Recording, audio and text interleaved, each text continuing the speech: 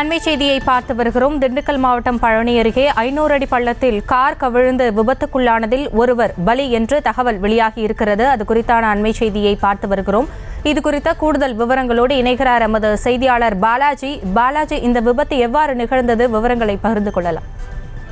வணக்கம் ஹாசினி. பழனி கொடைக்கானல் சாலை 7வது கொண்டை ஊசி வளைவு 500 அடி பள்ளத்தில் கார் கவிழ்ந்து விபத்தில் ஒருவர் பலியான சம்பவம் சோகத்தை ஏற்படுத்தியுள்ளது.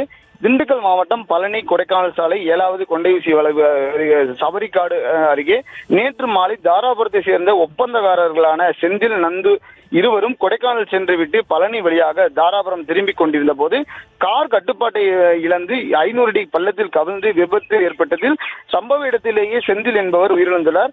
நந்து என்பவரை காயமடைந்த நிலையில் தீயணைப்பு துறையினர் கயிறு மூலம் மீட்டு வருகின்றனர்.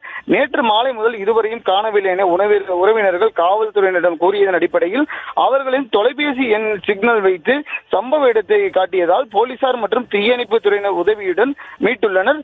இன்று காலை வரை விடிய செந்தில் என்பவரது உடலுடன் அவரது நண்பரான நந்து காரில் சிக்கிக் கொண்டுள்ளார். தற்போது கிடைத்த தகவலின் அடிப்படையில் போலீசார் மீட்டு சிகிச்சைக்காக பழனி அரசு மருத்துவமனைக்கு அனுப்பி வைத்துள்ளனர். பழனி கொடைக்கானல் சாலையில் 500 அடி பள்ளத்தில் கார் கவிழ்ந்து விபத்தில் ஒருவர் பலியான சம்பவம் சோகத்தை ஏற்படுத்தியுள்ளது. ஹாசினி, விவரங்களுக்கு நன்றி பாலாஜி.